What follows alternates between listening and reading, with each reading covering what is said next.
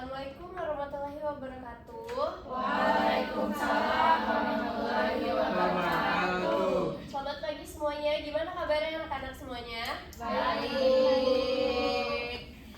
Oke, sebelum kita mulai pembelajaran hari ini kita absen dulu ya. Oke.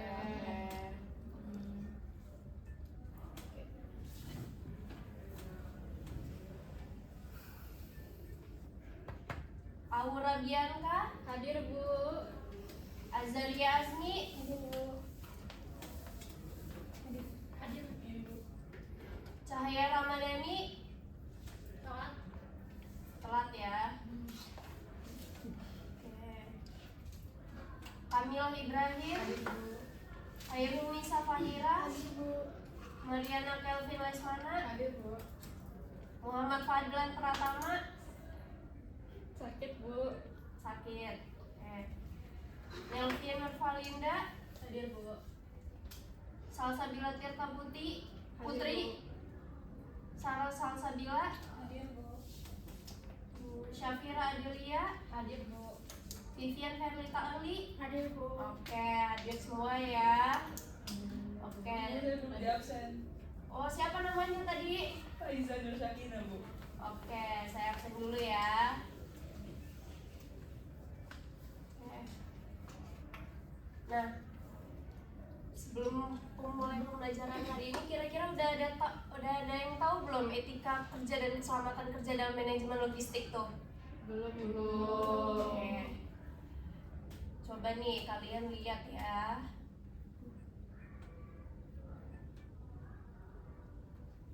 Coba tuh, kalian bisa lihat di situ ada dua situasi. Ada yang mau jawab? Kira-kira ada situasi apa ini? Ayo kita sambil berdiskusi aja, nggak apa-apa. Yang sebelah kiri nggak pakai apa-apa, tapi yang sebelah kanan pakai APD. Ya, betul ya. Contoh APD-nya mungkin ada yang tahu? Salam.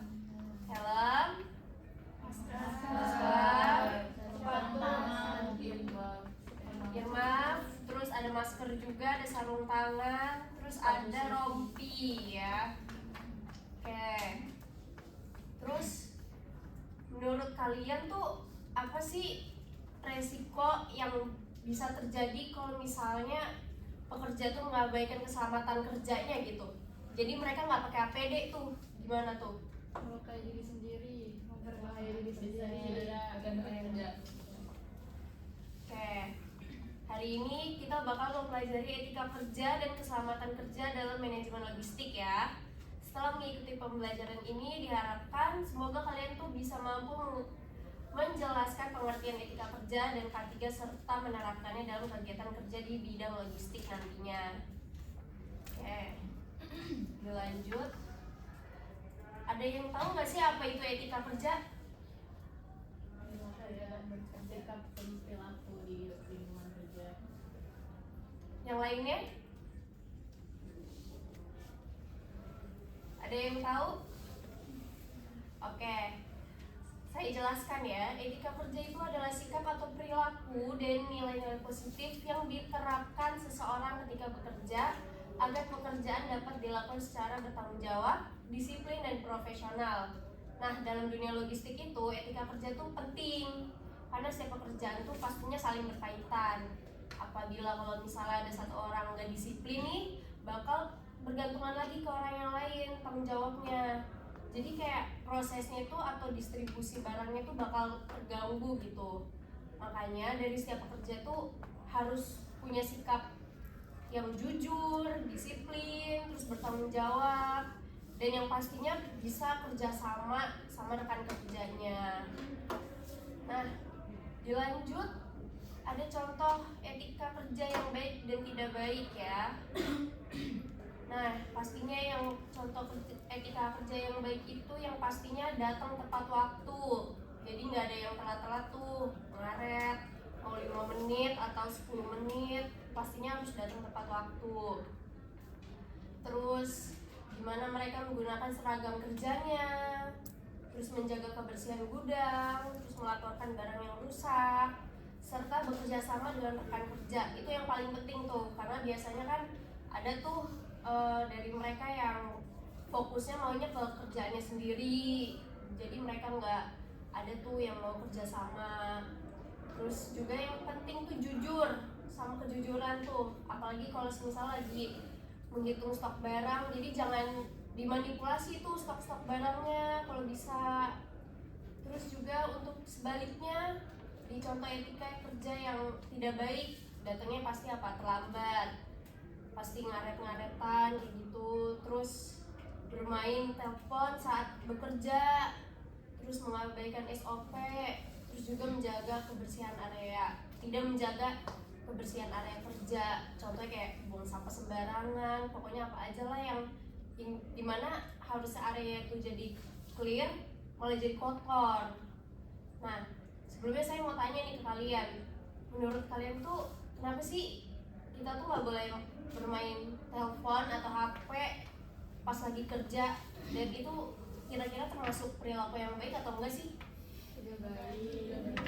Kenapa tuh kalau boleh tahu? Karena bisa terganggu saat bekerja, bisa gampang terdistract. Terus hasil dari pekerjaannya tidak maksimal.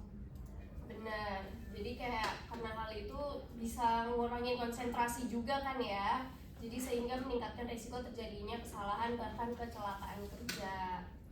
Oke, dilanjut lagi, ada keselamatan dan kesehatan kerja. Kira-kira kalian semua ada yang tahu nggak tentang keselamatan dan kesehatan kerja itu apa?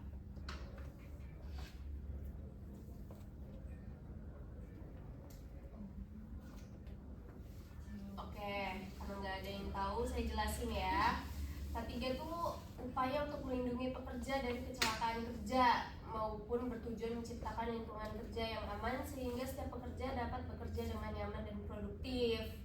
Nah, kalau dalam bidang manajemen logistik tuh penerapan K3 itu penting ya, karena mereka tuh akan menyusun stok, terus juga mereka tuh pasti aktivitasnya mengangkat barang, mengoperasikan peralatan, dan memiliki resiko apabila tidak dilakukan sesuai prosedurnya atau sesuai SOP-nya.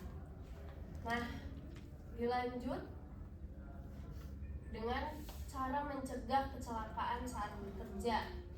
Nih, beberapa ada nih cara yang dapat dilakukan, yaitu mematuhi SOP perusahaan, menggunakan APD sesuai jenis pekerjaan, menjaga kebersihan area kerja, menyusun barang dengan benar, menggunakan alat kerja sesuai prosedur, serta melaporkan kondisi yang berbahaya kepada atasan atau mungkin ke bos gitu kan, supaya tidak terjadi hal-hal yang tidak diinginkan.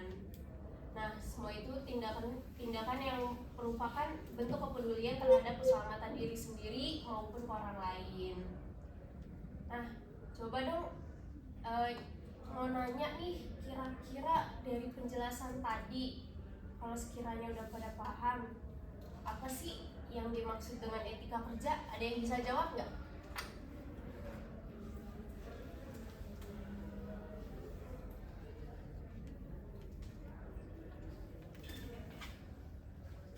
Ayo, ada nggak? Atau mengapa deh penggunaan APD itu penting buat dipakai pas lagi kerja? Ada yang bisa jawab?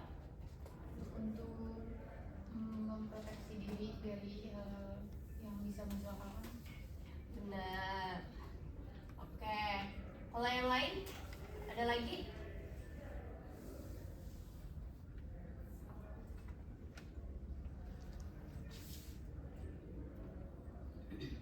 Cukup ya? Oke. Kita lanjut ke studi kasus. Belum deh. Masuknya ke ini. APD ya. Jadi di sini itu ada APD yang dimana mereka tuh mempunyai fungsinya masing-masing. Contohnya ada helm keselamatan.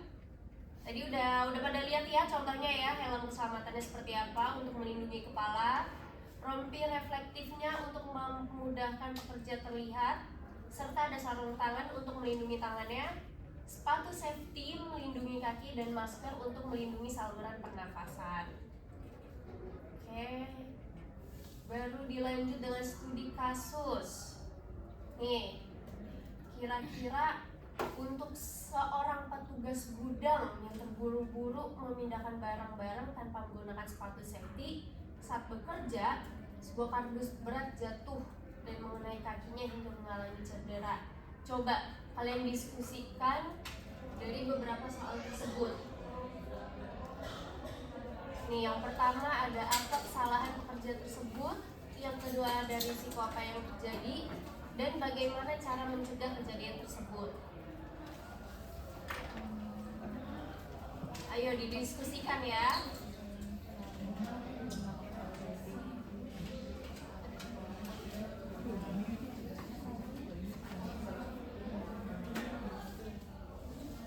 Nanti yang mau jawab bisa angkat tangan aja langsung ya. Boleh, Faiza? Mau jawab yang mana?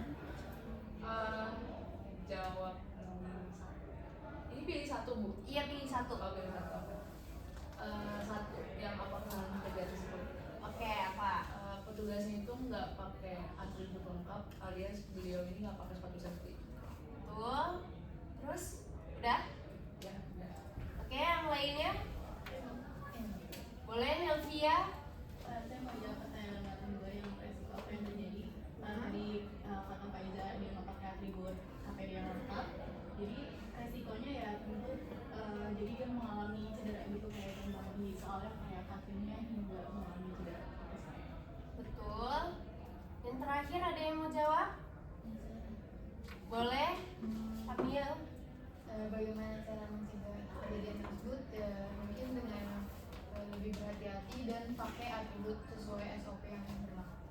Bener ya, dari ketiga soal tersebut yang pastinya kita tuh tahu kalau misalnya seseorang ini tuh nggak menggunakan APD sesuai ketentuan, terus dia mengabaikan prosedur keselamatan dan kesehatan kerja, terus kurang memiliki kesadaran ya terhadap keselamatan kerjanya.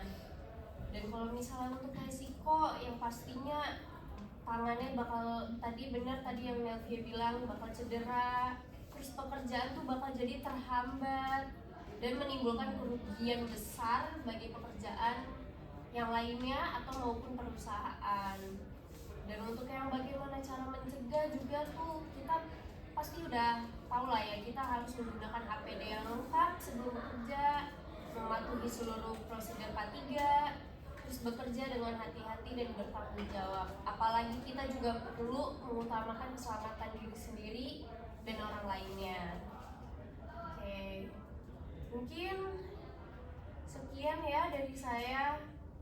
Dari pembelajaran hari ini kita dapat menyimpulkan bahwa etika kerja tuh merupakan sikap dan perilaku positif yang harus dimiliki setiap pekerja tuh agar pekerjaan tuh bisa berjalan dengan disiplin, bertanggung jawab, dan profesional.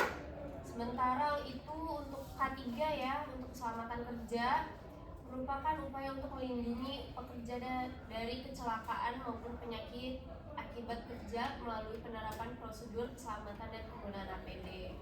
Nah, dengan kita menerapkan etika kerja dan K3, proses kerja di bidang manajemen logistik ini tuh pastinya akan lebih aman ya, dan lebih tertib dan produktif. Oke, anak-anak semuanya, terima kasih atas perhatiannya dan partisipasinya saat kalian selama pembelajaran. Wassalamualaikum warahmatullahi wabarakatuh. Waalaikumsalam warahmatullahi wabarakatuh. Terima kasih Bu. Terima kasih Bu.